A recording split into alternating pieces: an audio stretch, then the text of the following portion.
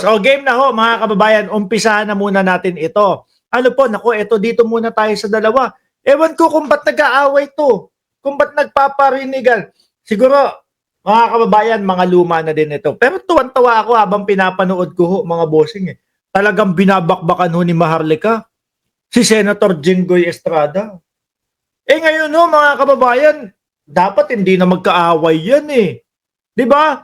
Dapat friends na yan. Yang dalawa na yan. Bakit to, mga bossing? Tingnan nyo naman, masigasig si Jinggoy Estrada na magpasikat kay Vice Presidente Inday Sara Duterte. Isa siya, mga kababayan, doon po sa bumoto na senador na ibalik yung impeachment doon sa Congress. Nasabi po ng mga eksperto, sabi po ng mga maaalam, no, sa batas. Wala naman daw pong ganun na nakasaad sa konstitusyon. Dapat bati na sila niyan, di ba? Pakinggan nyo lang ho, mga kababayan. Natuwa lang ako dito sa dalawa. Banat na banat si Maharlika. Warat na warat si Jinggoy dito, mga bossing. Kung may si Maharlika, kung merong ebidensya. Kasi minsan kadalasan si Maharlika puro ngaw-ngaw lang po yan eh. Puro salita lang po yan eh. No? Tapos kapag kayong pagka yung hanapan na po ng ebidensya at harapan na po ng ebidensya, wala na ipinapakita. Okay mo, mga bossing. Banat! PDS ng PDS. Tapos, Anong PDS ng PDS? Ano kaya ibig sabihin ng PDS? Mamaya i-comment nyo dyan kung ano yung ibig sabihin ng PDS nang maliwanagan ako. PDS ng PDS. Tapos, anong sasabihin ni Jinggoy? Nagsisinungaling si Morales. Ganyan i-content ko na. Yung ba ng tong binabae? Hoy! Hoy! Mamaya na. Kalma! Meron na akong naririnig na binabae. No? Hihigop lang ako. Ng init, ng tsaa. Mga kababayan, kayo dyan sa comment section, ano po yung PDS na gustong sabihin o ibig sabihin ni Maharlika? No? Alam, yung pedophile, ganun. Pero ang layo eh. 'Di ba? Dati ho mga kababayan, nung kainitan ni Direk nakalimutan ko na pangalan. Direk Daryl Yap, yung may mga nagta-type no, may mga nagko-komento noon. PDH o PDS or something like that, no? Ito ay yung kay Jinggoy naman, PDS naman. Ano po ibig sabihin doon? I-komento nyo nga po dyan, mga bossing, kung alam ninyo. Okay, habang hinihintay ko yan, itutuloy ko ito. Ng tong binabae? Binabae ka, Jinggoy. Wala kang bayag. Uy! Ba't nasabi ni Maharlika yun? Na binabae daw si Jinggoy Estrada. Galit na galit eh, oh. Ako yung sa tindig ni Jinggoy Estrada, tsaka ano po yan, naging action star din po yan, mga bossing. Naging action star din si Jinggoy Estrada. May palabas din ho yan, nakikipag-bengbang, bengbengan!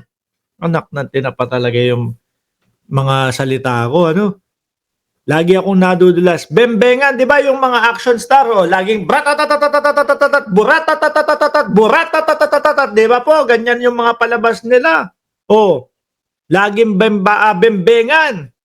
Tuloy ko ha, wala daw yagbulls eh. Isa kang binabae. Kaya, Naku po. Sabi ni Ma'am Chris Rose, binabae ba yang si Jinggoy? Yan yung sinasabi eh. Sabi ni Maharlika, No, hindi kasi dati ho, mga bossing, nanonood ako nung mga pelikula ni Jinggoy Estrada. Talaga namang yung may hawak ng beng-beng, no? Talagang kapag ka nakita mo, buratatatatatatat, talagang pang-action star po. Pwedeng itapat po yan kay Robin Padilla dati, mga kababayan. No? Tapos sasabihin ni Maharlika, isa kang binabae, Jinggoy Estrada. Sabi ni Neng Gigi, baka katropa ni Roque si Jinggoy. Hindi, malabo yun. Malabo. Kasi talagang, totoo, promise nanonood ako ng pelikula ni Jinggoy Estrada. Talagang kapag ka nakita mo hawak niya yung barel, naku po. Buratatatatatatat, talagang tuloy-tuloy yung putukan mga kababayan eh. Talagang astig. Minsan nga, meron pantali pa. Minsan, pulis pa ang ganap ni Jinggoy. may dalawang boylet. Hoy, na bumibisita sa'yo sa Camp Crame? Nako po. Bakit? Ako ho, mga bossing, nadaanan ko lang to since nandyan naman sa social media, i-share ko na sa inyo para hindi lang akong mag-isa yung yung nag-iisip kung ano kinagagalit ni Maharlika. Pero sa akin, dapat hindi na nagagalit si Maharlika kay Jinggoy. Kasi nga, mga bossing, di ba nga, kung pinakay Sara Duterte, si Jinggoy, dahil po sa pagboto, 18 sila, pagboto po na ibalik sa Kongreso yung impeachment. Buratatatat, buratatatat. Ganun po talaga yung napapanood ko. No, putukan po ng putukan. Okay. Walang masama kung binabae ka. Kaya ganyan ka mambuli? Sino? Bigyan ko ng pangalan. Yung sige, total bulihan ang gusto mo. Oy, ayan, naku, papangalanan mga kababayan. Maharlika, total bulihan ang gusto mo. Ano kaya? Anong pinag-awayan nito?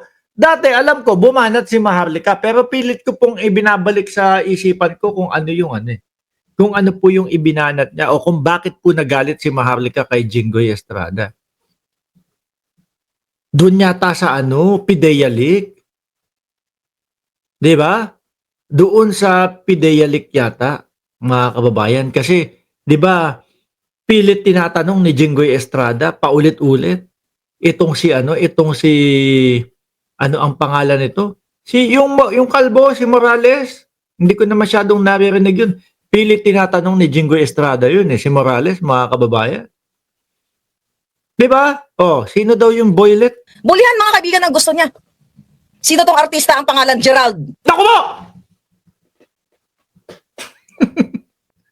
Kayo, malamang kayo, may mga naiisip kayong mga mga artista daw, Gerald. Ako, tuloy-tuloy ko na. Ewan ko ano apelyido nun. Sino ang Gerald? Bulihan ang gusto mo? I'm not. Sino-sino pa? Meron kaming ka-schoolmate dati. Section 1, matatalino. Gerald Napoles, schoolmate namin yung kabatch ko 2020 sa sa Torres High School, mga kababayan. 2020 Gerald Napoles, section 1 sila. No, samantalang ako ho, Diyos ko po, section 23, napakalayo po. Pangmahinang nila lang po yung section ko. Napakalayo ho, mga kababayan, Gerald Napoles. Ito namang isa, yung sinasabi nyo naman, Gerald Anderson naman. Hindi ko alam kung sinong Gerald yun. Madaming Geraldo sa mga artista basta yun yung sinabi ni Maharlika. Kumbaga, lang naman natin to, pang warm up lang naman po natin Dahil nakita ko gusto ko i-share sa inyo na may banat si Maharlika ang ganito kay Jinggoy. Supposed to say this. Taga San Juan ang nagtip sa akin. Sinong artista na Gerald ang sinutsok-tsak mo daw? Di umano. Bulihan? May tsuktsakan pa Hindi na uso yung word na yun. Bembangan na.